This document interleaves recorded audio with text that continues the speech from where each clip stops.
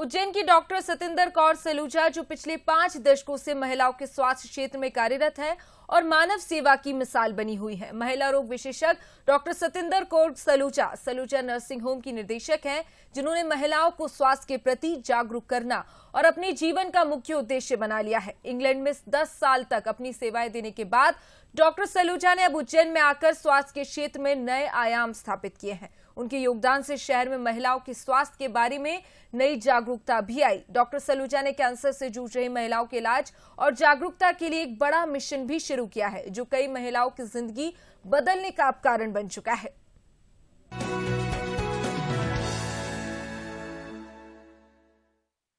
नमस्कार, बंसल न्यूज के इस खास सेगमेंट में आपका बहुत बहुत स्वागत है। और आज की इस मुलाकात में हम जिस शख्सियत से आपको रूबरू करवा रहे हैं, वे अपने प्रोफेशन के प्रति तो कमिटेड हैं ही, लेकिन मानव सेवा के क्षेत्र में भी उन्होंने अभूतपूर्व मिसालें पेश की है। वे पेशे से महिला रोग विशेषज्ञ हैं और मध्य प्रदेश की आध्यात्मिक नगरी कहे जाने वाले उज्जैन में वे अपनी सेवाएं दे रही हैं। 50 सालों से ज्यादा का उनका ये सफर हो चुका है। 10 साल उन्होंने विदेश में यानी कि इंग्लैंड में रहकर भी अपनी सेवाएं दी, लेकिन देश प्रेम और भारत के प्रति लगाव और परिवार का एक अटैचमेंट उन्हें भारत में वापस लेकर आया। और उज्जैन में उन्होंने महिलाओं के स्वास्थ्य से जुड़े सेक्टर में लंबे समय तक वे काम कर रही हैं और इसके साथ में महिलाओं को स्वास्थ्य के प्रति जागरूक भी कर रही हैं। मुलाकात कीजिए, हमारे साथ हैं डॉक्टर सतिंदर कौर सलूजा जी, जो महिला रोग विशेषज्ञ हैं और सलूजा नर्सिंग होम की डायरेक्टर भी है। मैम, सबसे पहले तो बहुत सारा स्वागत बंसल न्यूज के इस स्पेशल सेगमेंट में। मैम, कैसे अब तक के सफर को देखती हैं? मैं कहना चाहूंगी कि सफर तो बहुत अच्छा रहा और मेरे सपनों के अनुकूल ही जा रहा है, क्योंकि बचपन से ही मुझे डॉक्टर बनने का शौक था और मेरे फादर मदर ने इसमें मुझे बहुत एनकरेज किया और मुझे डॉक्टर बनाया।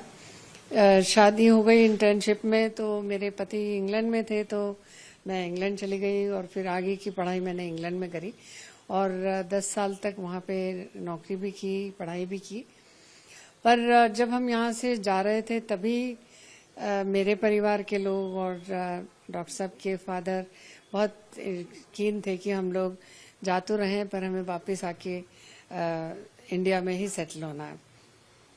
तो शुरू में वहाँ रहने के बाद ये डिसीजन लेना वापस आने का काफ़ी डिफिकल्ट था, क्योंकि उस समय जो इंग्लैंड में सुविधाएं थी, अपने 40 वर्ष पहले हिंदुस्तान में वो सुविधाएं बिल्कुल नहीं थी।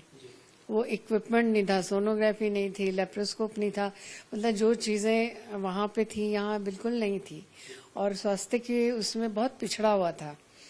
पर हमने हिम्मत की और यहाँ आके, क्योंकि मेरे फादर इन लॉ जो थे वो यहाँ पे डॉक्टर थे, जीपी थे, और यहाँ पे उज्जैन में कोई नर्सिंग होम नहीं था, तो उनका यही विचार था कि हम लोग को आके यहाँ पे नर्सिंग होम शुरू करना चाहिए और लोगों को अपनी सेवाएं देना चाहिए।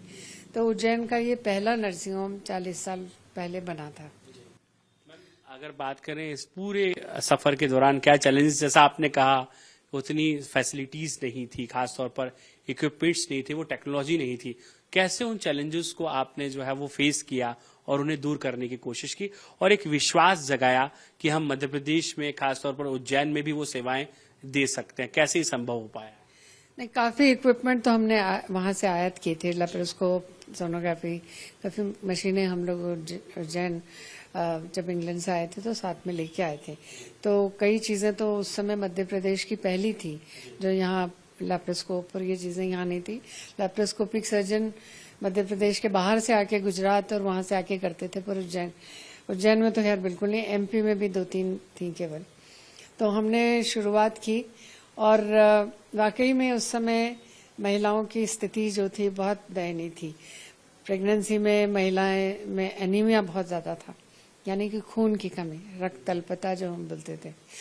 तो इंडियन मेडिकल एसोसिएशन और गायनी एसोसिएशन को साथ में लेके मैंने रक्त अल्पता से मुक्त भारत का आह्वान शुरू किया और ये बात है 95-96 की। तो हम लोग गांव में जाते थे, महिलाओं को अवेयर करते थे, जागरूक करते थे, उनका खून का परीक्षण करवाते थे और उनको निःशुल्क आयरन की टैबलेट्स देते थे। क्योंकि यहाँ मैं देखती थी गांव से महिलाएं आती थी, 4 ग्राम हीमोग्लोबिन, 5 ग्राम हीमोग्लोबिन। यहाँ पे ब्लड बैंक की सुविधा नहीं थी। तो उन स्थितियों में सब संभालना, आई थिंक महाकाल की कृपा रही हम पे। पर हमने लोगों को जागरूक करना शुरू किया। स्कूल्स में जाके हम लोग सेमिनार करते थे, बच्चों को जागरूक करते थे, गांव में जाके जागरूक करते थे सबका। उस समय मैंने करीब 40,000 महिलाओं का रक्त परीक्षण और निःशुल्क दवाइयों का वितरण किया था। फिर ये जो हमारा प्रोजेक्ट था, ये इंडियन गवर्नमेंट ने ले लिया था। उनको लगा कि हाँ ये बहुत जरूरी है, और फिर उनके माध्यम से ये चलता रहा। और उसके लिए मुझे IMA ने, इंडियन मेडिकल एसोसिएशन ने 2005 में सम्मानित भी किया था। मैम, अगर डॉक्टर सलूजा सर की हम लोग बात करें, जो आपके पति भी हैं, एक डॉक्टर भी हैं, कैसे इस पूरी जर्नी के दौरान साथ मिला? मुझे लगता है कि जो आपकी एक ताकत, एक हिम्मत थी, जो एक कमिटमेंट था, या फिर हेल्थ के सेक्टर में बहुत कुछ करने की एक जो आपको प्रेरणा मिली बचपन से माता पिता से, उस प्रेरणा में कहीं ना कहीं मुझे लगता है कि डॉक्टर साहब का भी बहुत सहयोग आपको मिला। हाँ, नहीं, पति का तो पूरा सपोर्ट रहता है, तभी महिला आगे बढ़ पाती है। तो पूरा समय उन्होंने मुझे सपोर्ट दिया। जहाँ भी मेरे को जाना होता था, वो मेरा सपोर्ट करते थे कि हाँ, कभी भी उन्होंने किसी चीज के लिए मना नहीं किया। और उनको खुशी होती थी कि मैं अपनी फील्ड में आगे बढ़ रही हूँ, लोगों को जागरूक कर रही हूँ। इसके लिए उन्हें हमेशा मुझे सपोर्ट ही किया है। और अभी भी मैं स्कूल, कॉलेजेस में, बस्तियों में लोगों को जागरूक करने काफी जाती हूँ, कॉलेजेस, स्कूल्स में। और मतलब सबसे अच्छा मुझे ये लगता है कि मैं जब किसी समाज में जहाँ 500-400 महिलाएं हैं, उनमें जब ये बोल के आती हूँ कि ये प्रारंभिक लक्षण है, उसके बाद मुझे 1 या 2 महिलाएं जरूर कैंसर की मिलती हैं। क्योंकि उनको पता ही नहीं होता है कि गठान है, और लगता है तकलीफ तो है ही नहीं, तो डॉक्टर के पास क्या जाना। तो जब वो आते हैं तो फिर पता लगता है कि वो कैंसर है और उसका इलाज होता है। तो कितना बदलाव आप देख रही हैं, खासतौर पर महिलाओं को लेकर हेल्थ के सेक्टर में, पहले और अब में कितना चेंजेस आए? अब बहुत जागरूक हो गई हैं। नहीं, पहले से तो बहुत बेटर है। पहले तो महिलाओं की स्वास्थ्य के प्रति बिल्कुल इग्नोरेंट थी, मतलब अपने पति और बच्चों के लिए रहती थी जागरूक, पर जहाँ तक उनका सवाल होता था तो एक दूसरे को ही समझा देती थी कि हाँ, माहवारी में खून ज्यादा जा रहा है तो ये माहवारी बंद होने वाली है, इसलिए होता है, या गठान है, इसमें कोई तकलीफ नहीं है, दूध की गठान है। इस तरह की बातों में बिलीव करती थी। पर अब मैं देख रही हूँ कि गांव की महिलाएं भी जैसे ही कुछ सिम्टम्स होते हैं जरूर आती हैं, और वो इंसिस्ट करती हैं कि नहीं मैडम, आप पूरी जांचें करवा लीजिए। तो जागरूकता तो हो रही है, पहले से बेटर है। 40 साल पहले मुझे याद है, गांव में लोगों के पास ट्रैक्टर ट्रॉली होती थी या बैलगाड़ियां होती थी, उसमें वो महिलाओं को लेके आते थे और इस हालत में लाते थे कि कई बार बचाना उनके लिए, हम लोग के लिए मुश्किल हो जाता था। पर अब उस हिसाब से सुविधाएं भी बढ़ गई हैं और लोग जागरूक भी हो गए पहले से। तो हमारा जो मैटरनल मोर्टेलिटी रेट जो हम बोलते हैं, मातृ और शिशु मृत्यु दर जो है, वो पहले से बहुत बेटर हो गई है। तो जागरूकता तो आ रही है।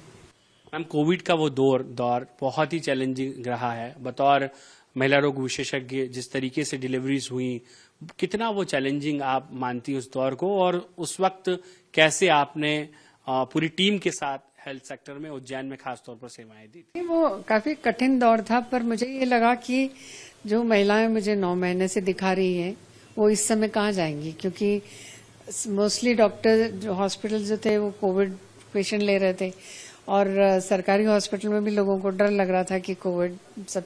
तो मैंने अपने हॉस्पिटल को ग्रीन हॉस्पिटल रखा, यानी यहाँ पे हमने कोई कोविड का मरीज नहीं रखा, और हमने केवल महिलाओं को इमरजेंसीज जो भी थी उनका ट्रीटमेंट करते रहे।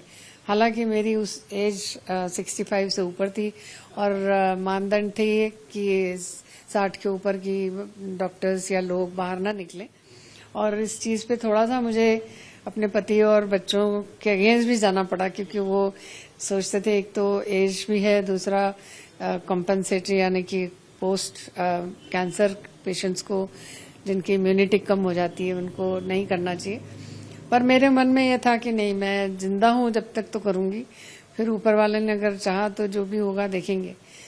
तो उसके साथ साथ फिर ये था कि मेरे जो और जो कार्यकर्ता थी मेरे साथ, उन्होंने देखा कि बाहर लोगों को राशन की व्यवस्था नहीं हो पा रही है, काम नहीं है मजदूरों के पास, उनके घर बच्चे सब भूखे बैठे हुए हैं। फिर हमने शुरू किया कि नहीं, हम सब परिवारों को जाके और निःशुल्क राशन वितरण करेंगे ताकि वो अपने घरों में बैठ के सब कर सकें। उसमें काफ़ी लोगों का योगदान था मेरे साथ, और हम लोग यहीं पे नर्सिंग होम में एक हमने हॉल में सामान लाना शुरू किया किराने का, और काफ़ी से लोगों ने हमको हेल्प भी की। जब उन्होंने देखा कि हम लोग पैकेज बना के गाड़ियों में भर के लेके जा रहे हैं, तो उनको लगा कि नहीं, यहाँ से जेन्युइन काम हो रहा है। तो काफ़ी दानदाताओं ने हमको हेल्प भी की, और हम लोग आई थिंक ऑलमोस्ट रोज नहीं तो ऑल्टरनेट डेट तो हम लोग जाते ही थे किसी न किसी बस्ती में जहां हमको पता लगता था। फिर हमको बस्ती वालों ने अप्रोच करना शुरू कर दिया कि हमारे यहाँ प्रॉब्लम हो रही है। तो फिर हम लोग डिफरेंट बस्तियों में जाके तो करीब 900 परिवारों को हमने वो दिया था। और इसमें पहले लॉकडाउन के 1 महीने में करीब 67 डिलीवरीज हो गई थी मेरे यहाँ। और फिर क्योंकि जो यंग गायनोकोलॉजिस्ट थी वो वैसे नहीं काम करना चाह रही थी, क्योंकि उनके बच्चे छोटे हैं, तो उनको लगता था कुछ हुआ तो क्या होगा। जो एज की थी वो वैसे नहीं आ रही थी बाहर। तो बहुत बड़ा चैलेंज था हम लोगों के लिए कि नहीं, कंटिन्यू करना चाहिए, किसी न किसी को तो आगे आना ही पड़ेगा।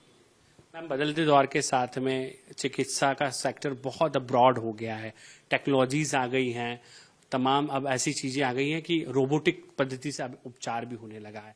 लेकिन एक विश्वास डॉक्टर और मरीज के प्रति जो है, मुझे लगता है वो बहुत आवश्यक भी है और वो बना हुआ भी है। क्या मैसेज ऐसा यंग डॉक्टर्स को, जो ऐसी नई पीढ़ी आने वाले दिनों में जो चिकित्सा के क्षेत्र में कहीं न कहीं अपना करियर बनाना चाहते हैं या फिर बना भी रहे हैं, उन्हें क्या मैसेज आप देना चाहेंगे? क्योंकि एक अनुभव आपका रहा है 50 सालों का भी, तो वो संदेश जो उनके भविष्य के लिए काम आए। और एक ही जो रिश्ता है, क्योंकि मरीज तो डॉक्टर को भगवान की तरह ही मानता है, उसे वो यही कहता है कि धरती पर डॉक्टर भगवान का रूप है, तो वो विश्वास भी बना रहे, वो कमिटमेंट भी बना रहे, और वो जो कड़ी है जो चली आ रही है वो उसी तरीके से मजबूती के साथ में आगे बढ़ती है। मेरा तो सबसे बड़ा संदेश यही है कि ये एक नोबल प्रोफेशन है। जब हम डॉक्टर बनते हैं तो हमारा सबसे बड़ा जो एम होता है कि हम लोगों की सेवा करें, ऑनेस्ट रहें अपने प्रोफेशन में, इसका व्यवसायीकरण नहीं करें। मतलब ठीक है, अपने को सबको कुछ लिविंग के लिए पैसा चाहिए रहता, पर इतना लालच भी मत करें कि जो भी आप कर रहे हैं उसमें आप केवल पैसा ही ढूंढें। तो मेरा तो आजकल जो हो रहा है बुरा भी लगता है। यंगस्टर्स को मैं बार बार बोलती भी हूँ कि अगर अपने किस्मत में पैसा लिखा है तो जरूर आएगा, पर कम से कम इस तरह से पैसा मत कमाओ। लोगों का विश्वास जीतने के लिए ये जरूरी है कि आप ऑनेस्ट रहो अपने प्रोफेशन में। क्योंकि आजकल ये होता है कि जो नए डॉक्टर्स हैं, पेशेंट को ऑपरेशन की जरूरत है या नहीं है, वो उनको बोल देते हैं कि ऑपरेशन होगा। तो आजकल 60% पेशेंट्स तो मेरे पास यही आते हैं कि उन डॉक्टर ने ऑपरेशन बताया तो करवाना चाहिए या नहीं करवाना चाहिए। तो इसलिए मैं कई बार यंगस्टर्स को बोलती भी हूँ कि अपने पे विश्वास रखो, ऑनेस्ट रहो, पैसा तुम्हारे पास अपने आप चल के आएगा। तो आप सुन रहे थे डॉक्टर सतिंदर कौर सलूजा जी को।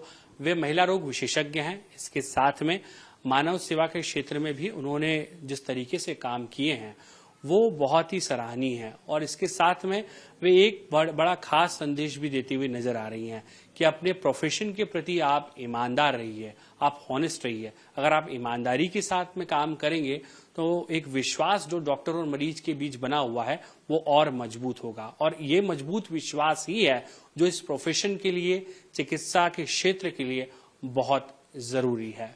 फिलहाल मेरे सहयोगी गगन सिंह और जितेंद्र मकवाने के साथ पीयूष पारे, बंसल न्यूज़, उज्जैन।